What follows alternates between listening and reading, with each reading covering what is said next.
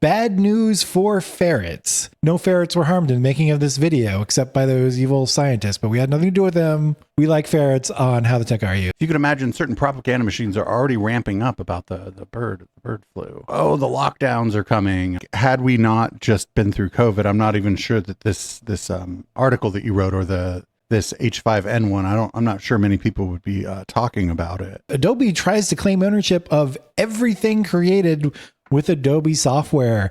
They handle these things so incorrectly. And if they clarify what you're opting into, make it clear what stuff's going to be used for, probably more people will opt in. They do what all these companies always do, but they did the what about the children? Hello, how the tech are you? This is our weekly tech show on Echoplex Media. We talk about science and tech news and whatever other science and technology stuff we want to talk about. I am historian Matt, and I am a co-producer and co-host on the show.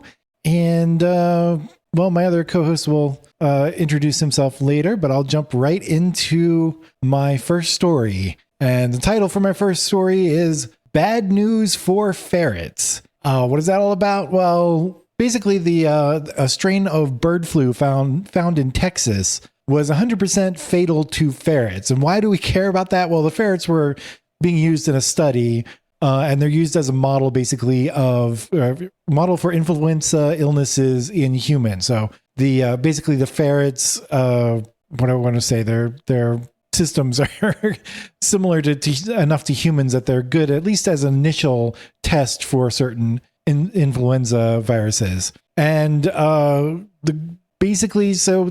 though this particular form of bird flu was 100% fatal to ferrets, they're actually this one that they found in Texas is not very transmittable. So it's very deadly if you catch it, or at least for ferrets, but it doesn't seem to transmit very easily, at least through the air.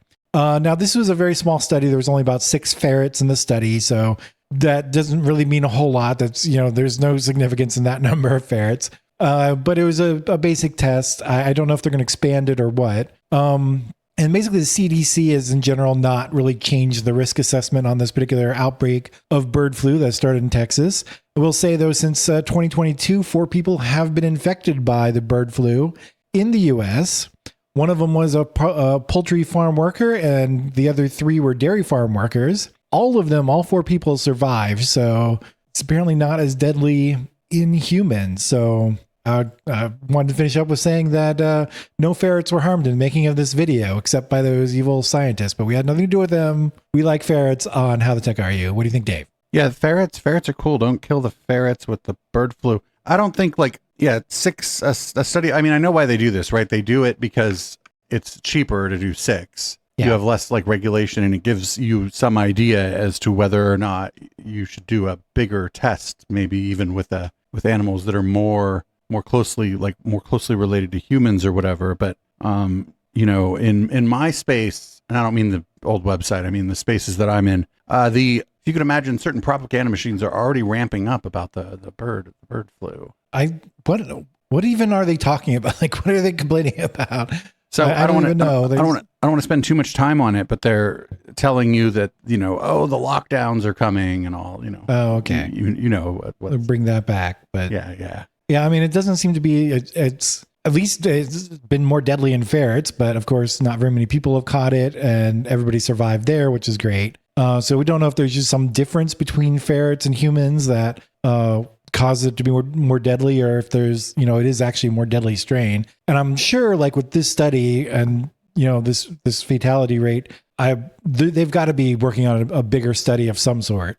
Right. Because that is just, that's scary, but yeah, it's not enough to say one way or the other on anything. Yeah, one of the other streamers, sort of streamer friends with Marcus Homozygote, has been on 3 different streams with us to talk about basically Brett Weinstein. But he was saying that it looks like this maybe have a high fatality rate, but it doesn't even seem that there's been human to human transmission of it at this point. Yeah, it seems. I mean, all the people that have caught it so far have been farm workers of some sort, right? And they said in the article, I didn't put it in my notes, but it was something like through the air transmission was something like 33% transmissible. Now, again, this is a small study, And this transmission study part, they used they used basically 6 ferrets where, 3 of them would have, the disease, and then 3 of them didn't. And then they, combined, did pairs of them, right? Where the only form of contact was through the air. So they had like a grate or something between them that would pass air, but not anything else. And of those, like one of the healthy ferrets got sick. So that's where they get that number from. But again, that's such a small number, you can't really say. But it does seem like, just in general, not being very specific, but it doesn't seem to be transmissible, at least through the air, very much. Now, that's as opposed to other influenza viruses, the more common ones that fly around. They're almost like 100% transmittable through the air. As you said, they fly around. They fly around. Exactly. Yeah. That's why they go all over the U.S., but those are generally not deadly. I mean, influenza is we don't respect it as much as we probably should, right? It kills a lot more people than we think, but it is not a particularly deadly virus. Well, and also I think a lot of people will colloquially say they have the flu when what they have is like a cold virus that's just that hit them particularly hard. Right. Well, from what I can tell is those viruses, there's a bunch of different kinds of them. They look like all different shapes and sizes. There isn't really a distinction between influenza and because there isn't much of a difference between the flu and the cold in terms of the viruses. They all look kind of the same, or they're just, it's not that they look kind of the same. There's just so many different kinds, right? Right. There's certain kinds that I guess are the influenza virus that are, they have the numbers, right? H1N1. I think this bird flu is H5N1. Right. And that has to do with the proteins that make it. But it's complicated, and much more complicated than we kind of act like it sometimes. So I also feel like, had we not just been through COVID, I'm not even sure that this article that you wrote, or this H5N1, I'm not sure many people would be talking about it. Yeah. I think, and it's normal after a global pandemic for people to be a little like kind of side-eyeing any new virus they find. Yeah. I'm a little, maybe people are a little jumpy seeing another possible epidemic going through, but it doesn't look like it's going to be an epidemic. It just looks like it's going to hit, so far at least, farm workers, but it's always possible that, these viruses, they exchange, it's not DNA, it's RNA, but they can, mix and mutate and become more virulent and spread faster. But usually if they spread faster, and wider, they're not nearly as deadly. Right. Harder to spread if you kill the host. Yes. Well, we'll see what's going on. I just would like to take and I probably won't because I don't have time because I'm like overworked, but it'd be interesting to see were there cases of a new like flu or a new virus maybe hopping from animals to people, like kind of commonly, and it just wasn't being reported on as much prior. Yeah. I imagine it probably was fairly common that they would and then it like just stopped, or well, bird flu has done it a lot, right? But it usually, I think most of the time it's just jumped from, either poultry, or for some reason it gets into cattle, I guess, but it doesn't spread from human to human most of the time. I think there was one a few years ago where it spread human to human. It wasn't a particularly deadly strain. It just looked like any other flu virus, I think, but it did start in birds somewhere. But most of the time it infects one person, and that works at a farm, and that's it. Right. And I mean, not great for that person, but it's, yeah. And they usually survive too. So. Yeah. So usually, but, okay, I suppose, for that person. They just got sick. People get sick all the time. So yeah. Well, I mean, we'll keep an eye on this. I like I said, a good streamer friend of this network talks a lot about this stuff. So things start to get a little less than ideal. I'm sure I'll hear about it from him. So yeah. Well, anyway, what do you got next? Okay, that's right. I've got another one. So my next story is Adobe tries to claim ownership of everything created with Adobe software. If you've been hiding under a rock, I feel like you might not have heard this story, but otherwise you've probably heard something about it. But basically last week, users of Adobe software got a pop-up informing them that there were changes in the terms of service. Users had to accept the changes to get rid of the pop-up and be able to use the software again. They couldn't not accept it and still use the software. That's pretty normal. But The pop-up at least seemed to imply that Adobe had broad permission and access to users' content. It seemed as if Adobe claimed ownership of most of that content. That's not really content. That's not really what it said, but it was confusingly worded. And a lot of people pointed out that like the wording does seem to give Adobe pretty broad rights on people's content. And of course, if a user cancels their plans with Adobe, they're required to pay 50% of any remaining subscription costs. And pretty much all of Adobe's major software has a subscription price, right? You pay by prescription. You don't pay a one-time fee to use it anymore. And this is really bothering people that are kind of locked into that ecosystem. Some people are concerned that the change in the language is meant to allow Adobe to train their generative AI with user content. Adobe claims this is not the case.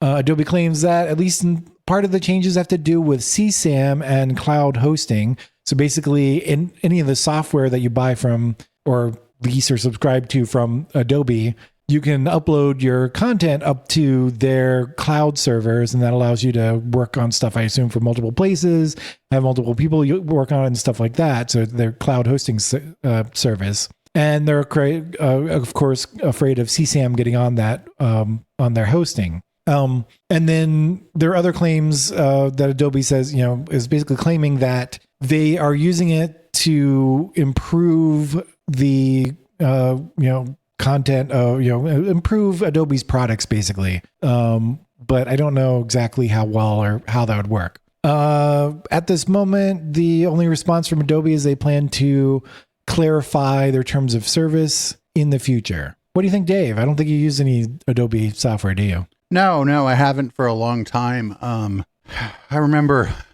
pirating Adobe software back in the day. Yeah, a lot of people weren't happy with the subscription model, but I think that kind of went away, like the unhappiness with that, because sort of like over time people realized that like, hey, this suite was like $1,200 and I would have had to buy it, at this point, I would have to buy it maybe twice, over the course of all these years, and I'm only, paying what, 14, 15, $20 a month for it. I think like they could have done this. This is so they handle these things so incorrectly. Yeah. They could just let people opt in. Yeah. That's all. Just let people, some of your users will opt in. Adobe is a company that generally people trust. Facebook. Yeah. And if they like clarify what you're opting into, make it clear what stuff's going to be used for, probably more people will opt in. Right.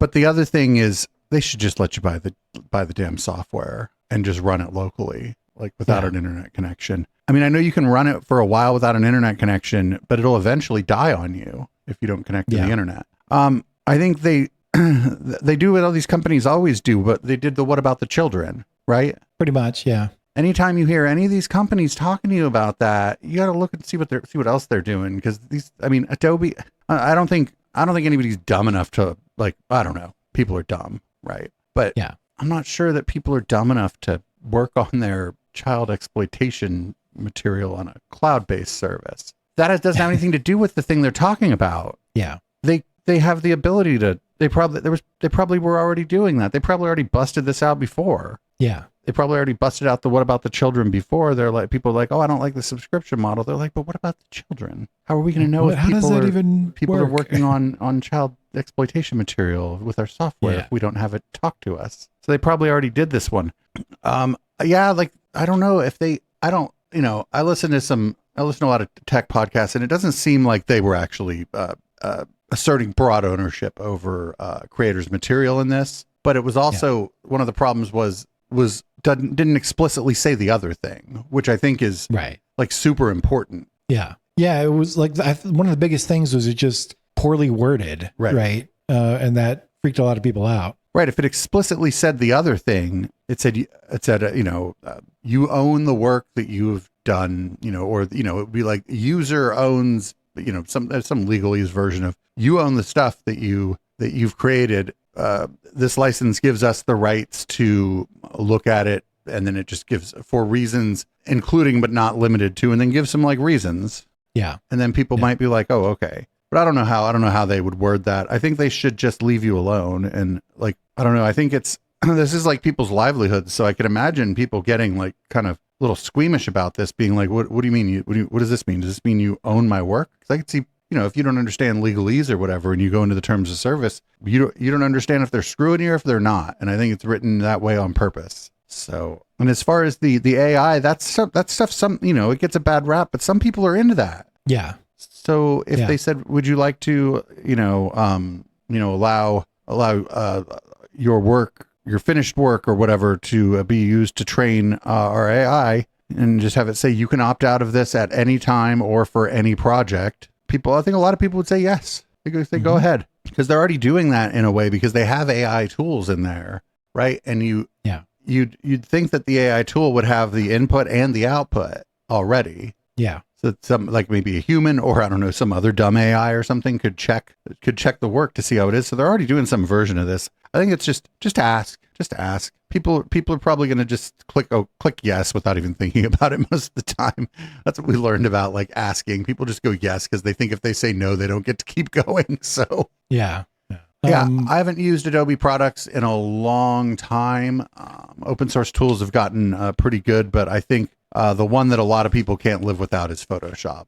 Yeah, there's a lot of stuff that open source like gets like maybe 80 or 90% there, and works for most people. But there's always, if you start doing stuff at a professional level, it's just open source stuff just doesn't have it, right? Right. Photoshop. I mean, DaVinci Resolve might be up there with Premiere, but the problem with there's a lot of problems with DaVinci Resolve, but they're mostly for Linux users on AMD systems. I don't want to get into that right now. Okay. But I know a lot of people that, for example, think Inkscape is superior to Illustrator. Yeah. But there are people who've been using Illustrator for 25 years. And so there's just a lot of inertia there. Yeah. And I don't know. Adobe's one of those companies that, people like them and have trusted them for a while, and they should be kind of careful about this kind of stuff, because like you were mentioning open source, that stuff Adobe isn't increasing the gap between their products and the open source alternatives. The gap is shrinking. Yeah. And there are competitors out there, there are cloud-based competitors for Photoshop that are pretty good. Some of them even free, that maybe not for, but maybe for like prosumer style use is good, or for somebody who maybe graphic design isn't their job, but it's an element of their job, like me. Yeah. So I think they should be pretty careful. Yeah. Yeah. I don't know. Screw all these companies though. That's most of it, actually. Thanks for joining us for How the Tech Are You. We do this show every week. You can find it on YouTube, or you can find it on your favorite podcast app. And to find out more about our other projects, just go to echoplexmedia.com. And I think other videos or something will be right here. Have a great tech and week.